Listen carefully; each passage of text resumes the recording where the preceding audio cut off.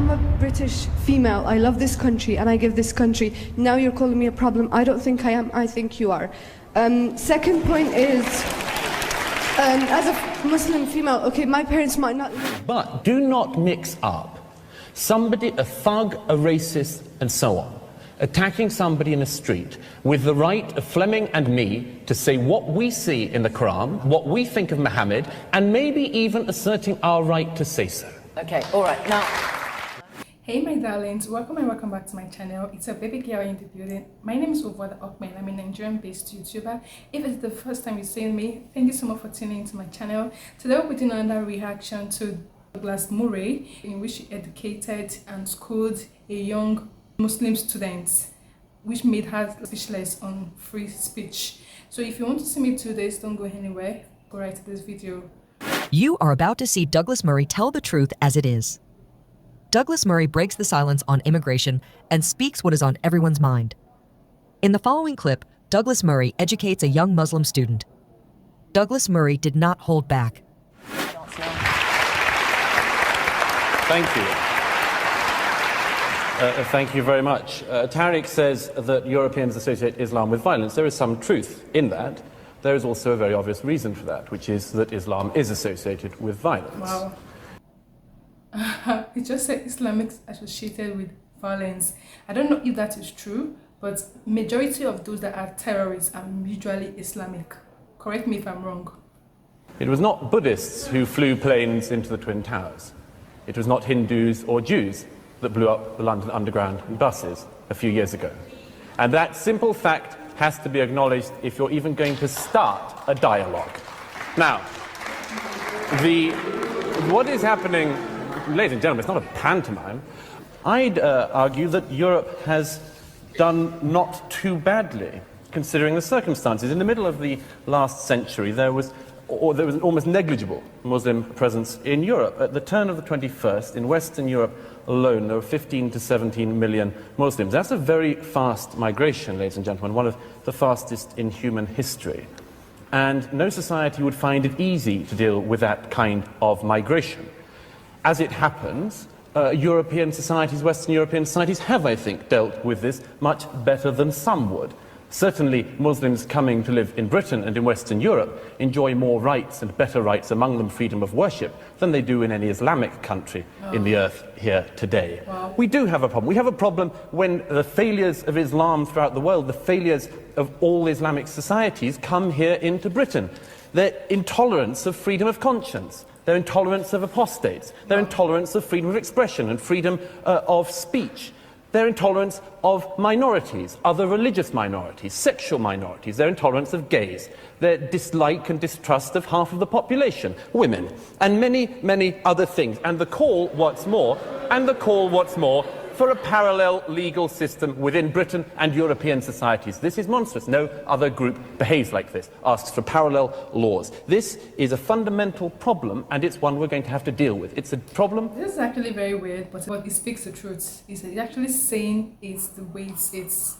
Between a society, Western Europe, that believes that laws are based on reason, and Islam that believes that they are based on revelation. Between these two ideas, I'm not sure there is very much compromise for Europe. It is not Europe that has let down its Muslims, but the Muslims of Europe that have let down Europe. This is not solely something which we have to say we can never reconcile. Of course we can reconcile this, but we need to be honest about it. We need to be frank about it, and we cannot avoid things just because they are unpleasant. And if there were one thing I would wish Muslims in Europe could learn today, as fast as possible, it would be this: that you have no right in this society not to be offended. You have no right to say that because you don't like something you can commit violence, or you would like something to be stopped or censored. You have no right to have more hate laws or hate crime laws or hate speech laws just to defend Islam. You have to realize, the Muslims of Europe have to realize, that a society in which even your deepest feelings can be trodden upon is the only society worth living in.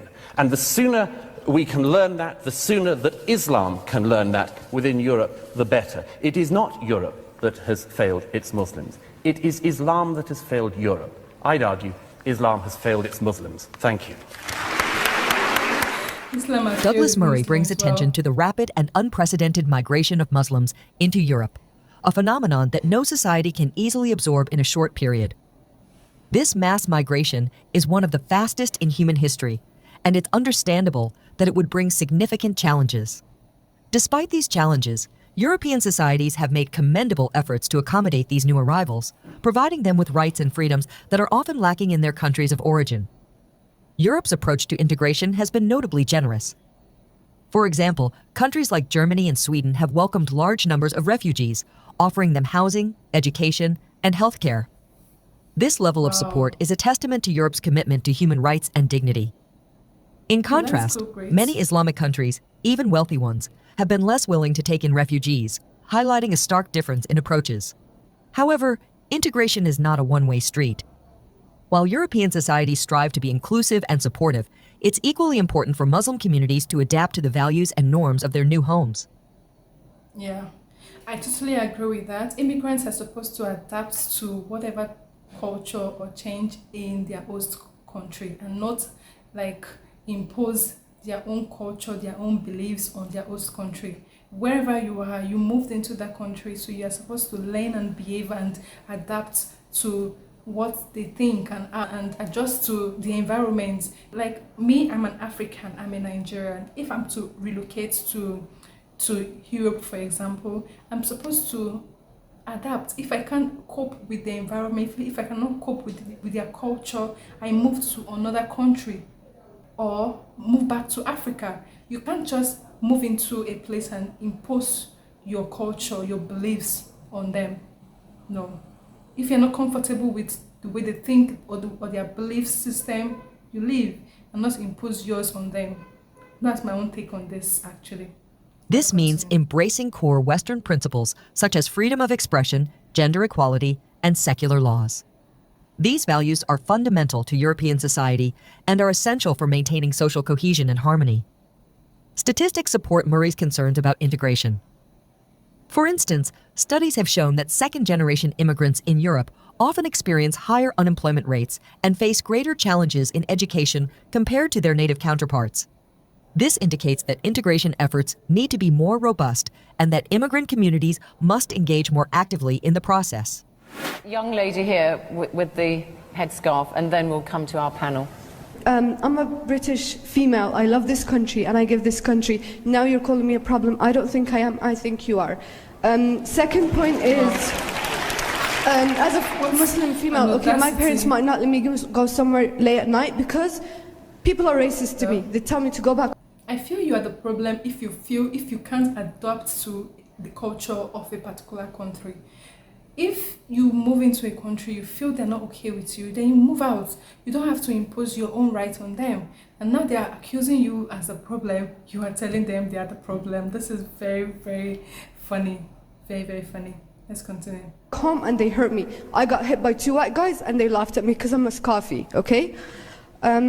Last point is to Mr. Fleming, about the point where you said about the religion, changing religion. Every person has the right to. No one says anything about that. But if you had a daughter or a son that wanted to become a Muslim, would you be happy about that? I don't think so. Douglas, I want to ask you, you heard some of the people from the floor there, the woman complaining about attacks on her because she's described as a scarfie because she wears a head veil. I mean, that is something that you would regret. I mean, that doesn't promote social cohesion, does it? Nobody thinks that any physical attacks or any such thing could be a good thing to happen. Of course not. Of course there are. Let's make sure we're right. She's talking about prejudice. Prejudice exists in society. Let's just be absolutely clear. This is an audience. Prejudice undoubtedly exists in this society. It exists across racial groups, including from minorities to other minorities, after all, which is one of the things we see increasingly in Britain these days. And it is also the case that people, in particularly famously lower socioeconomic groups, are likely to feel hatred for other groups. That is one of the things that has to be tackled, and everyone, I think, in this hall, I'm sure, we're in agreement that that should be tackled. But do not mix up somebody, a thug, a racist, and so on, attacking somebody in a street with the right of Fleming and me to say what we see in the Quran, what we think of Muhammad, and maybe even asserting our right to say so. Okay, all right, now... I completely agree with Douglas Murray on this one. Freedom of speech I agree is the with you. cornerstone of Western civilization. It allows people to express their ideas, challenge prevailing norms, Yeah. and foster innovation and progress. However, this freedom also means that people will inevitably encounter opinions and expressions that they find offensive. The appropriate response is not to demand censorship or special protections, but to engage in dialogue and debate. A notable example of the clash over free speech involves the publication of cartoons depicting the Prophet Muhammad.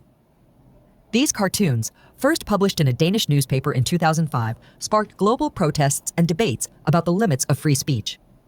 While many in the Muslim community found the cartoons deeply offensive, the broader Western response emphasized the importance of protecting the right to free expression, even when it is controversial or provocative. Statistics show that societies that uphold freedom of speech tend to be more innovative and economically prosperous. According to the World Economic Forum, That's countries with strong protections for free speech, such as the United States and those in Western Europe, often rank higher in global innovation indices. This correlation underscores the value of maintaining a culture where ideas can be freely exchanged. Prominent figures have supported Murray's stance. For instance, Salman Rushdie, true. who faced death threats over his book, The Satanic Verses, has consistently argued for the importance of free speech. Rushdie contends that giving in to demands for censorship only emboldens those who seek to suppress dissenting voices. He emphasizes that a free society must stand firm in defending the right to critique and question all beliefs, including religious ones. Wow. Oh my God, this was a long one, and this was very educative, and I feel everyone should have their freedom of speech to express themselves. Wow. So here's my own take on this. Even when you are being offended because you don't like what's happening, or because what's happening is not in favor of you, it doesn't really mean what you want is what is right. Islam is not a race, so any criticism on the Muslim or Islamic people cannot be racist. And when the truth actually upsets you as a human, it does not change the fact that is actually the truth. I so much love Douglas Murray. He hits the nail on the hammer every time.